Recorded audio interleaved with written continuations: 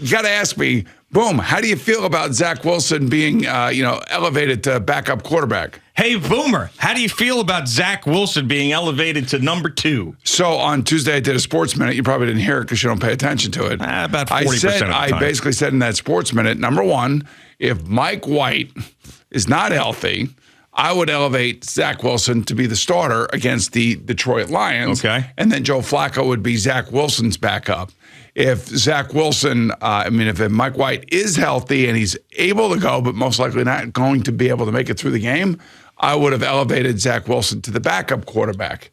And so this is what they're doing. I'm not doing it because I did a Sportsman. I'm not saying that. They're doing it, I think, the right way. And I think that this is exactly what they should do. And, Zach has been in mothballs now for 3 weeks. He's had a lot of tough love. He's had to deal with a lot of crap. And I'm telling you, he's going to get a shot. It'd be interesting to see if Mike White actually even makes it through the game here. So you're saying he's going to get a shot because you think that Mike White is banged up enough where if he takes another hit. Right. It has nothing to do with Mike White's performance. Mike White's performance has been, especially last week against Buffalo, was miraculous. The fact that he stayed in and he went out twice and he got hit and he got hit again and he got hit some more after. He had already left the game twice. Hey, look, I admire that kid. I think that kid has got a future in the NFL and he's going to make some really good money. How much money? I don't know, but I think he's going to make some really good money. But they still have a second overall draft pick that's sitting on this roster. And he is not inept. And I know a lot of people like to think that he's inept. He's not done yet, all right? He's just getting started. And I'd like to think that these 3 weeks on the sideline have been really, really difficult for him, and he's had to listen to everything. And you know how social media is. Social media is a sewer pit. People are brutal. People are idiots. People just, go after players left and right. They got to deal with all that crap.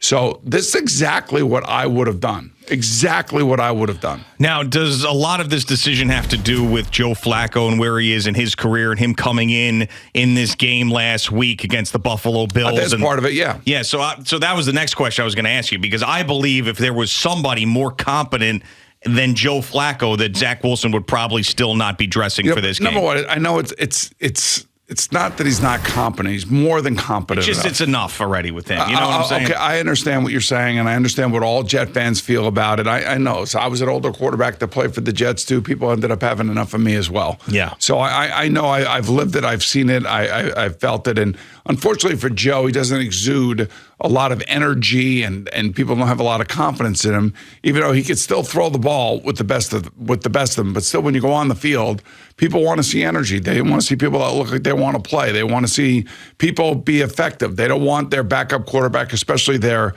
veteran backup quarterback, who probably still sees himself as a starter, going out there and turning the ball over in a very tight game. They don't want to see that. Yeah. And nobody wants to hear, and I know this, believe me, playing and getting tackled and fumbling the ball and fumbling at the wrong time. I've been there. I've done that as well, too. So I understand the frustrations that the fans would have around Joe Flacco. But this I'm telling you, this is the right thing to do.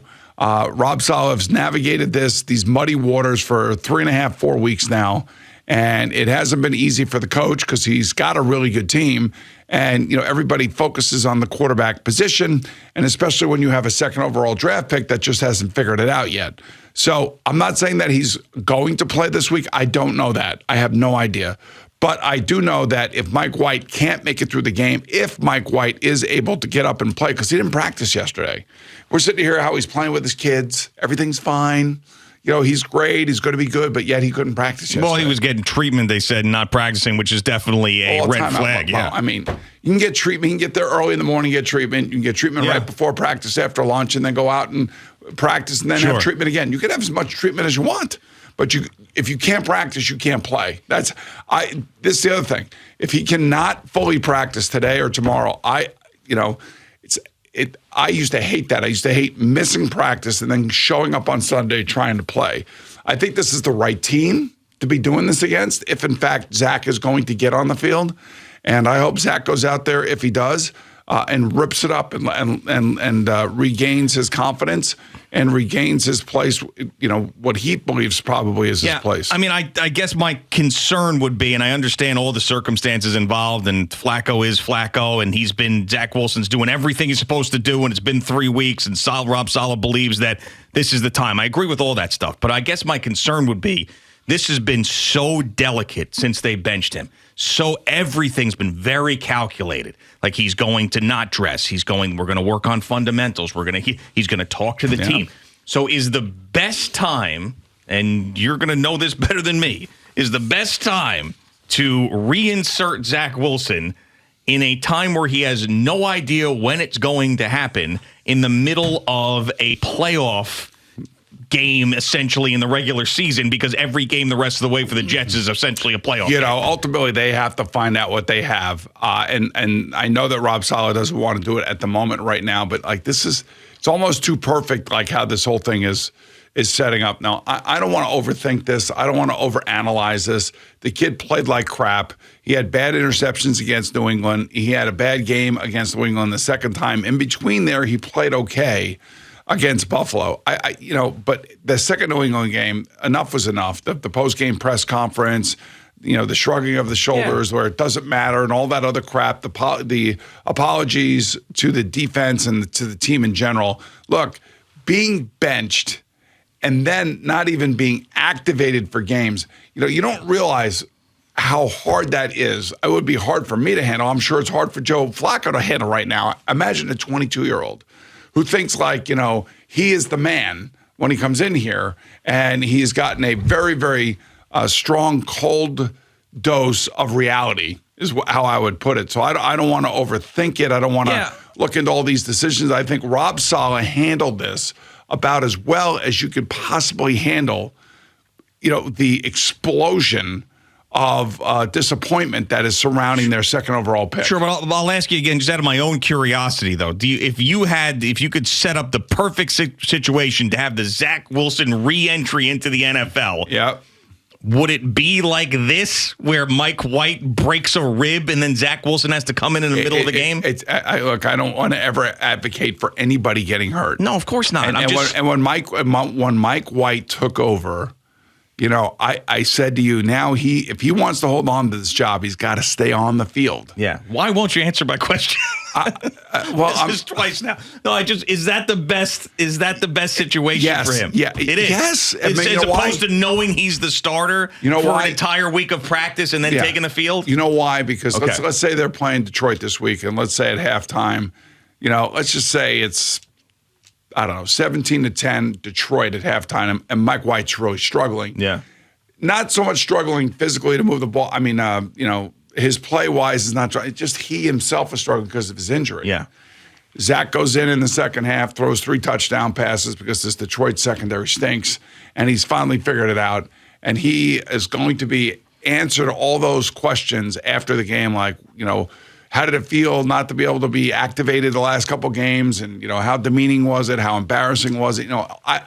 And then he's got to answer all those questions. But I would just say that if there were ever a moment where he may have a chance to show people what he can do and save a season, not only his own season, but also keep the Jets season going, this may be the situation this weekend. Yeah, and I know that we're now just coming up with all sorts of scenarios that have not happened, but if that did happen, that one where he comes in, throws 3 touchdown passes, they win the game, and Mike White had to leave because of injury, I still think that the best thing for the team would be when Mike White's healthy, Mike White has to play, and that locker room has told you exactly that. Yeah, well, that's the other complicated problem here. Yeah, is that you have, and this is why.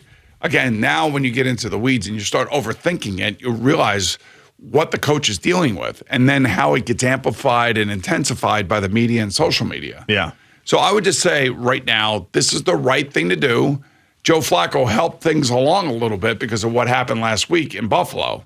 Don't lose sight of what happened in Buffalo when he got on the field. Well, yeah, that's why I said I think that has a lot to do with this decision. Yes, and also what Zach has been doing in the practice and things that we don't see. Mm-hmm. So he just may be called upon to go out there and save the Jets season. And if he does that, then God bless him, man. And then God bless the fact that they took him with the number 2 overall pick. I'm not advocating that he should be starting this week unless Mike White can't go. Yeah, and I think he's going to start the game. I just wonder after he takes that first hit or whatever. So just think about this. Yeah. After the game, he goes to the hospital. He's probably playing with some sort of numbing agent in his lower rib cage so he can finish the game. Wakes up the next morning, I'm playing with my kids and everything else. Then all of a sudden, Rob Sala's talking about, I think he's going to be fine. We fully expect him to play and everything. And then here we are Wednesday, he doesn't practice. No, not one of us, not anybody in the media, nobody thought that was even a possibility. That nobody was talking about him not practicing. Sure. I mean, we thought that he was all good. Dude, when you got rib injuries like this, man, it hurts like a bitch, man. It hurts to sleep. It hurts to breathe. It hurts to throw. And I believe it's on his right side, so it's probably even worse because he's right-handed. So every time he lifts that arm up, that thing is either, piercing in pain or whatever. So I'm not saying that they can't navigate the pain or mitigate the pain, I should say. When the weekend gets here and going through the immediate aftermath of getting the injury itself, you're going to deal with what you're dealing with. I hope it's not any sort of internal organ issue, like a bruised kidney or something like that. Yeah. I mean, that's a possibility. There's all sorts of possibilities here, and they're not going to tell you exactly what it is. But those are vicious hits that he took last week. Of course. And they happen in the same spot. Right. I mean, we've seen them over and over and over again, and each time it feels even more violent than the previous time that I'm looking at it. But Al, Jerry, and I have figured out the solution for it. And what is the solution that you, Al, and Jerry have figured out? Well, we told you, shoot him up, flak jacket. That's what you do. Shoot him up, flak jacket. Those are the two things. You know why? Because he's not a human being. Don't worry about it. He's a robot. No, it's not that. I mean, he is a human being, but you want to play, you want to play. We'll shoot him up, little flak jacket, out there, throw some touchdown passes. All right. Well, I hope for him and I hope for his family that he's okay and then he gets a chance to play and he continues to play well. But I think the Jets have made, because it is a significant move, because it is the quarterback, it is Zach Wilson, it is Joe Flacco. So they're going back to where they were at the beginning of the year before Mike White was activated. Remember, Mike White was deactivated. Yeah, of course. I remember. I mean, that was shocking to me, quite frankly, when we found out that Zach Wilson was going to miss the time he was going to miss, that Mike White wasn't the starting quarterback at that point. They went with Flacco, and we talked about it. But, yeah, I mean, this is going to be fascinating. I mean, that is theater. You can't really write it any more crazy than what we could see if Mike White has to leave this game because of injury, and then here comes Zach Wilson 3 weeks from being completely forgotten about, and the last 3 weeks he's spent in clothes and a Jets hoodie and standing on the sidelines. It's a long season, man, and that's why even with 5 weeks to go, you're thinking to yourself, all right, we're out of it, we're in it, we're out of it, we're in it, and all of a sudden you got teams like Carolina and Atlanta. Teams like Seattle going the wrong way. Teams like the Buccaneers going the wrong way, getting hurt at the wrong time. I mean, there's so many things that still can happen. Sure. And that's why I think that I feel like there's a chance that Zach's going to get on the field in some way, shape, or form this week. And really? And I hope he's ready for it. Man, I hope you're wrong. Because that means that Mike White has to leave the game because of injury, and I don't want to see that. Either that or Mike White can't play in a game. Well, that's the same thing. I mean, he's not playing because of injury. Right. And we will not know that until Sunday, until, we get the list as to who is deactivated and who's not. Thank you for watching. Please like, comment, and subscribe. And don't forget to hit the red bell so you're notified when we have new content.